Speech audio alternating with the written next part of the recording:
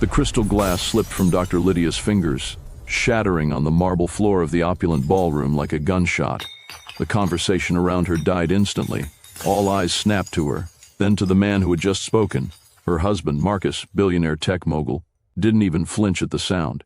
He just looked at her, his gaze cool and detached over the rim of his own drink. "Clean that up," he said, his voice carrying in the sudden quiet. Then, as if commenting on the weather, he added for the table to hear, "See? Emotional, impulsive, ultimately replaceable." The air left Lydia's lungs. 500 of the world's most influential people in green energy and technology were crammed into the celestial dome for the Thorne Industries annual gala, and he'd chosen this moment, her moment, to finally say the quiet part out loud. Her cheeks burned, but not from embarrassment. From a fury so pure it turned her vision sharp and clear. She saw the subtle smirk on his Carter Blythe's face. She saw the pity in the eyes of a few older investors who remembered her from the early days. Mostly, she saw Marcus, her partner of 8 years, waiting for her to crumble. She didn't. Lydia straightened, her spine, the obsidian silk of her gown whispering against her skin. She didn't look at the shattered glass. She looked only at Marcus, a small, terrifying smile touching her lips. "You're right, Marcus," she said, her voice miraculously steady, a calm channel in the center of a hurricane. "Some things are replaceable. A glass, a dress, a pretty accessory for your arm." She let the smile fade, her eyes turning to ice. "Let's see how you do replacing the architect."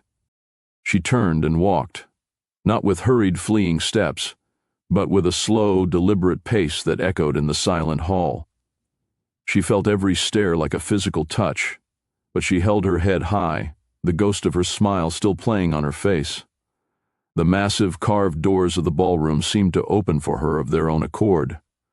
She stepped into the cool night air of the San Francisco rooftop, and the doors swung shut behind her, muffling the eruption of whispers that followed her exit. That's where our story begins, friends. Not with the fairy tale meeting, but with the nuclear option. Stick with me, because what happened next wasn't a breakdown.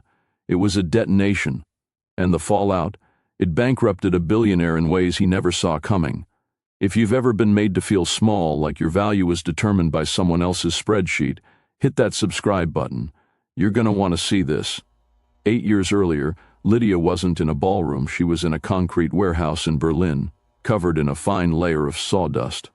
Dr. Lydia Reed, then a visionary architectural engineer, was presenting her life's work, the Synapse System, a proprietary network of AI-driven microgrids and biodegradable polymers that could, theoretically, allow a building to generate its own power, recycle its own water, and adapt to its inhabitants' needs.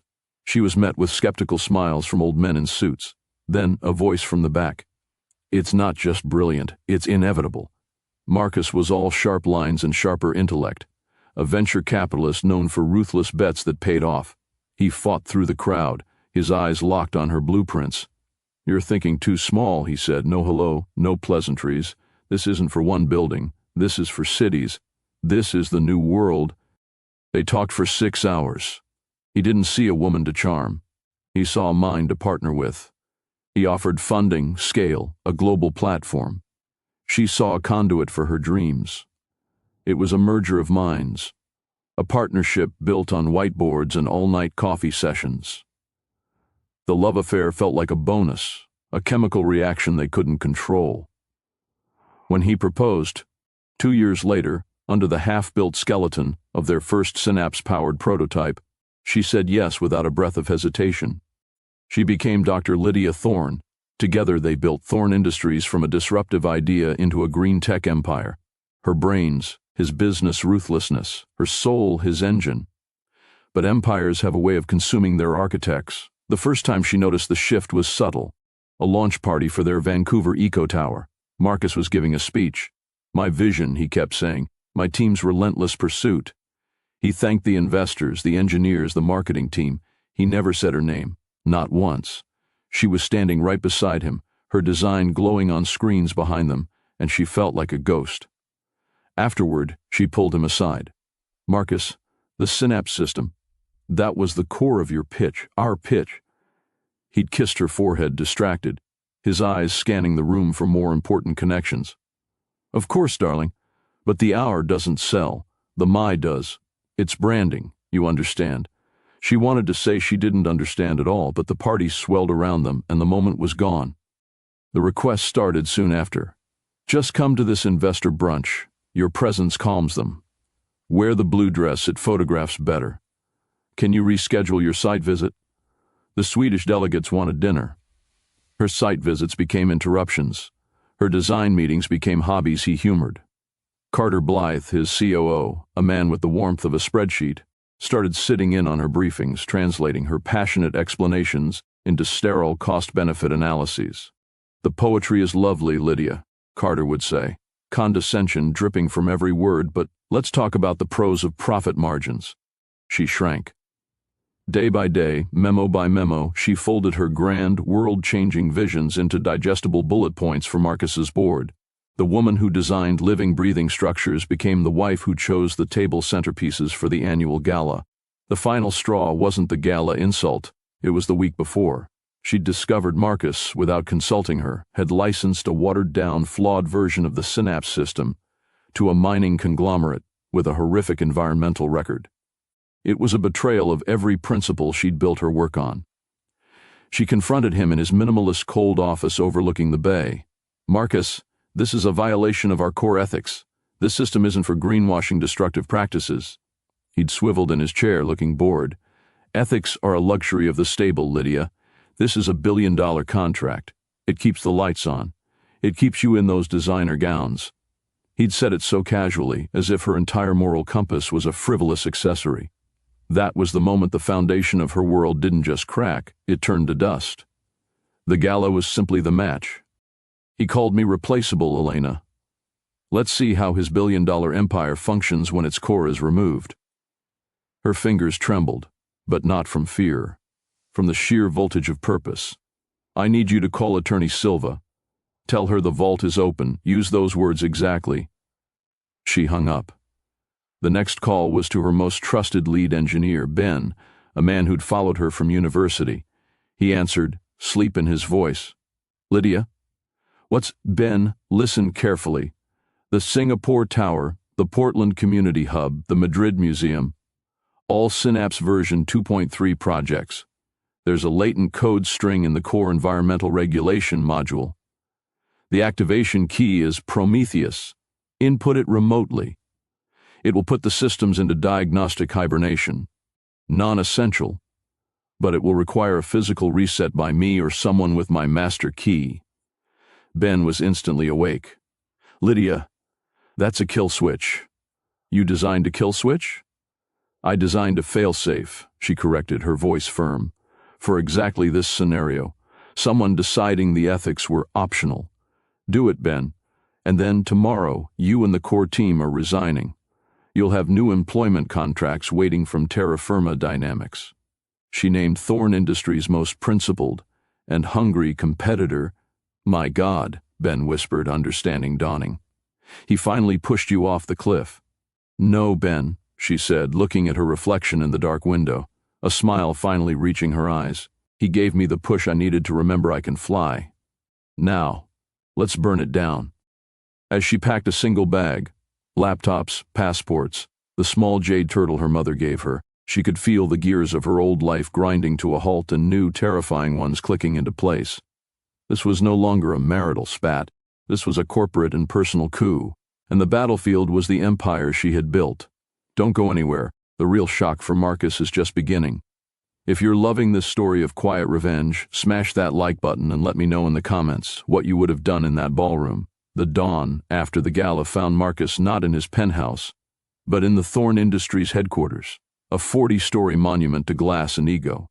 He'd been there all night, fueled by fury and expensive scotch. The scene with Lydia was a nuisance, a PR hiccup. Women were emotional. She'd cool off. She'd come crawling back, he was sure of it. He'd maybe have to buy her a new piece of jewelry, let her design a small park somewhere to soothe her bruised ego. An acceptable cost of doing business.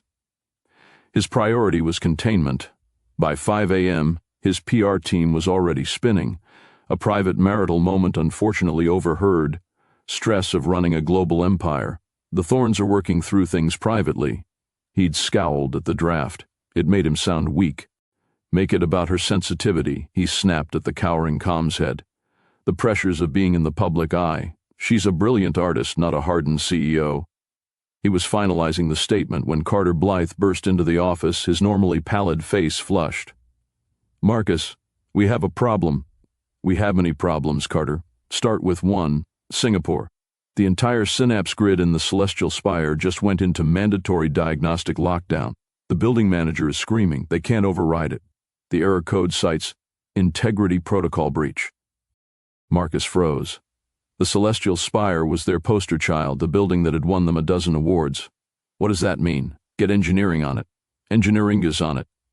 They say the hibernation command was triggered by a remote master key, a key that only...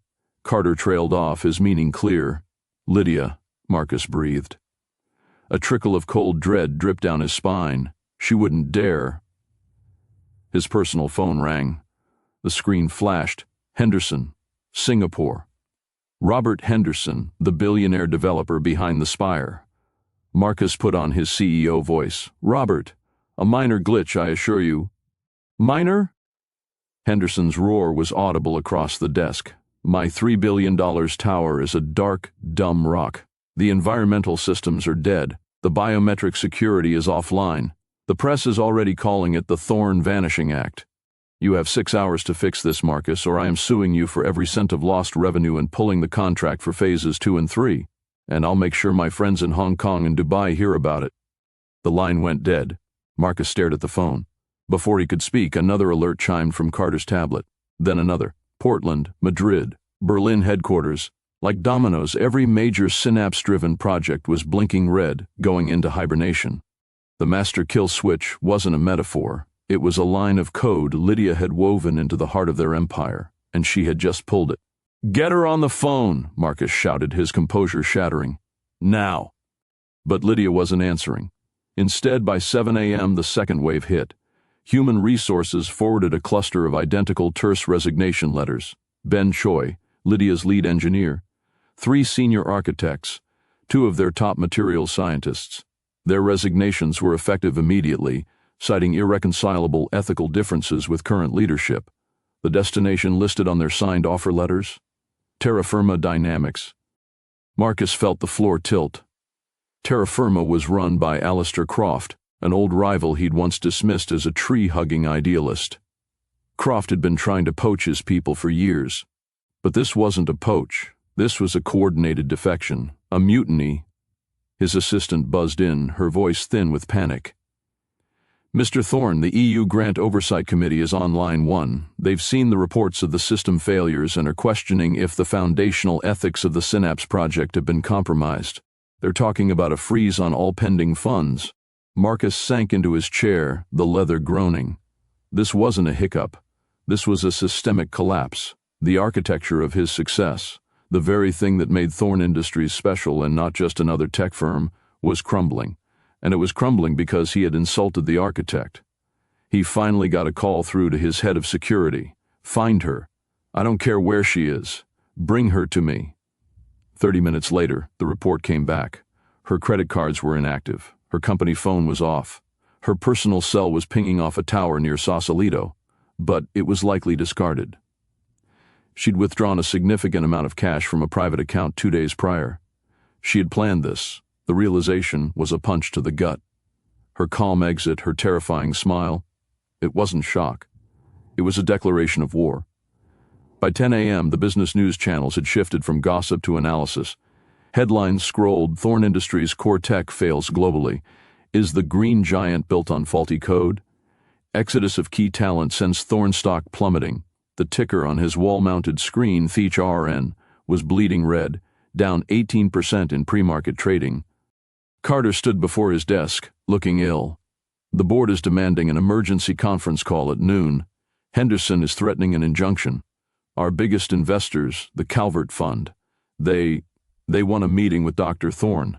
They said they only invested because of her proven track record and ethical framework. They don't want to talk to us. They want to talk to her. Marcus put his head in his hands. The words from the gala echoed in his skull, taunting him. Replaceable. He had been talking about a glass, a moment, a wife's tantrum. But the market, his partners, his board, they were showing him what was truly replaceable. It was him, the salesman, the face. Without the genius, the innovation, the soul that was Lydia, he was just a man in a suit shouting into a void. He had to find her. He had to fix this. He grabbed his keys, his mind racing. She would be at her sister's. She had to be. He would beg, he would plead, he would promise her anything. He still thought in some deep, arrogant part of himself that this was a negotiation, that her value had a price. He was about to learn how wrong he was. The shock is just beginning. Comment below with one word for Marcus right now. And subscribe because part 3 is where the real confrontation happens. The cliffside house in Muir Beach belonged to Elena, Lydia's older sister. It was all weathered wood, floor-to-ceiling windows, and the relentless calming roar of the Pacific. Here, surrounded by the smell of salt and eucalyptus, Lydia finally allowed herself to feel the full weight of the last 24 hours. It wasn't grief that washed over her as she watched the gray waves. It was a profound, bone-deep exhaustion, the exhaustion of performing a role for 8 years, the exhaustion of making herself smaller and quieter until she almost disappeared. Elena placed a mug of strong tea in her hands. "He's called me 14 times, she said, leaning against the deck railing. "He'll come here," Lydia said, her voice quiet but certain. "Let him. I have a garden hose and very good aim." A faint smile touched Lydia's lips but didn't reach her eyes. "No, I want him to come. He needs to see what? That I'm not in his penthouse waiting for an apology, that I've already moved my pieces on the board." She took a sip of tea. "Attorney Silva is drafting the separation agreement. It includes full ownership of all Synapse IP, the liquidated value of my contributions to Thorne Industries based on the stock price at market close yesterday." She listed the terms like a project plan. And the house in Sonoma. The house was the first place they'd bought together, a small vineyard where they'd dreamed of retiring. He'd hated it for the last 5 years, called it a money pit. It was the only thing she wanted that wasn't a business asset. Elena whistled. "You're not leaving him a leg to stand on. He has the brand, the sales infrastructure, the shell. He can try to rebuild with inferior tech. Maybe he'll succeed. But it won't be me tech." Her voice caught, not on sadness, but on a fierce, possessive pride. She had created something beautiful and powerful, and she was taking it back. As if on cue, the aggressive growl of a high-performance engine cut through the ocean sounds. A black sports car screeched to a halt on the gravel driveway below. Marcus emerged, dressed in yesterday's tuxedo pants and a wrinkled white shirt, his hair a mess. He looked nothing like the polished billionaire. He looked desperate. He took the stairs to the deck 2 at a time. Elena moved to block the door, but Lydia put a hand on her arm. "It's okay." Marcus's eyes locked on Lydia. He was breathing heavily, not from the stairs but from panic. "Lydia, we need to talk. Now." "We're talking," she said, not moving from her chair. "Alone. Anything you have to say to me you can say in front of Elena. She knows everything. More than you, apparently." He flinched. He took a step closer, his voice dropping to a strained hiss. "What did you do? Do you have any idea what you've done?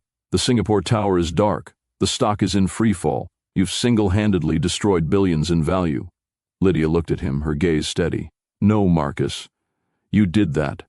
The moment you decided my work, my ethics, me, were replaceable. I just showed you what happens when you remove the foundation. The building tends to fall down. This isn't a game," he roared, slamming his hand on the wooden railing.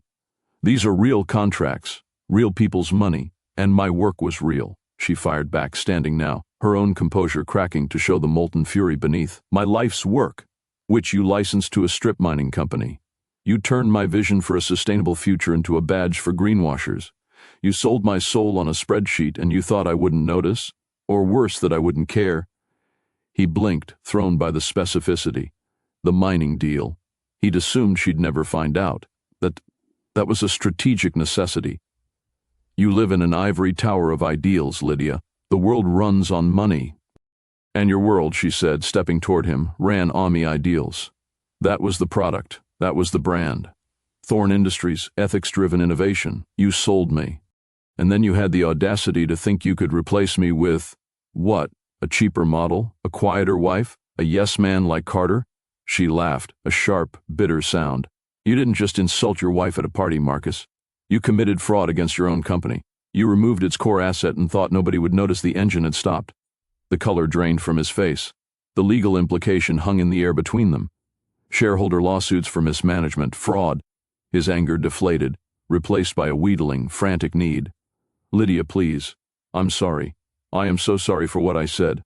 I was stressed. I was an idiot. You're not replaceable. You're everything. He reached for her hand. She pulled it back as if burned. Come back. Fix the systems. Talk to the board. I'll give you anything. More control. Your own division.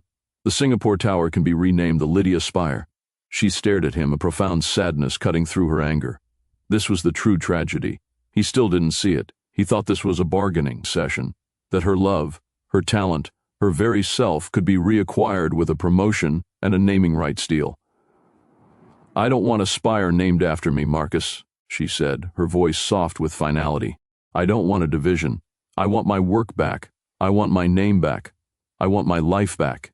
You can keep the empty shell of Thorne Industries. I've already taken the soul. She turned and walked back into the house, Elena a solid, protective presence at her side. Marcus stood on the deck, the Pacific wind whipping at his shirt, looking utterly lost. The architect had left the building and taken the blueprints, the wiring, and the very ground it stood on with her. He yelled after her, his voice breaking. You'll ruin us. You'll ruin everything we built. Lydia paused in the doorway, not looking back. We didn't build anything, Marcus. I built. You marketed.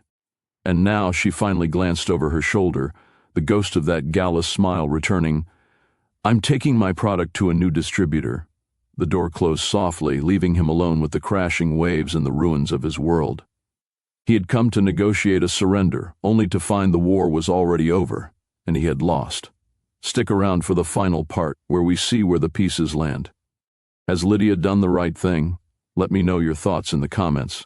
6 months later, the dust had settled into a new, permanent landscape. The divorce was finalized, a swift, brutal affair conducted by lawyers where the only fight was over how much of Thorne Industries' carcass Lydia was entitled to.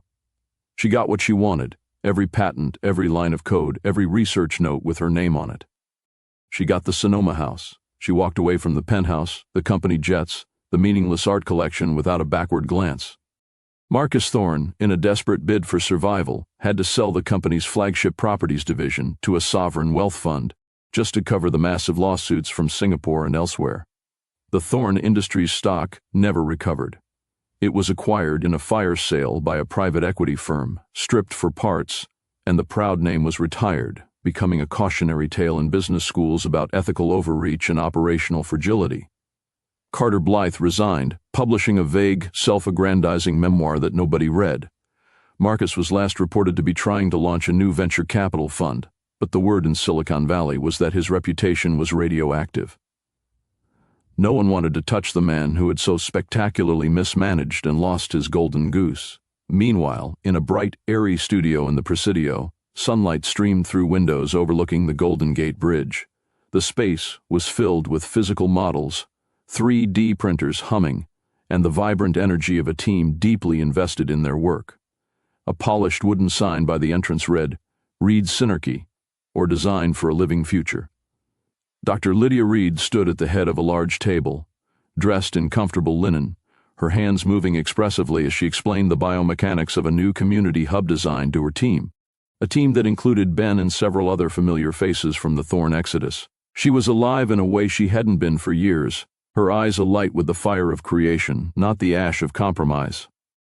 On the wall behind her, a large screen displayed a news article. The headline read, Terra Firma Dynamics, powered by Reed Synarchy Tech, wins bid for Singapore's Green Horizon expansion. The subhead, Croft credits uncompromising vision of lead architect Dr. Lydia Reed.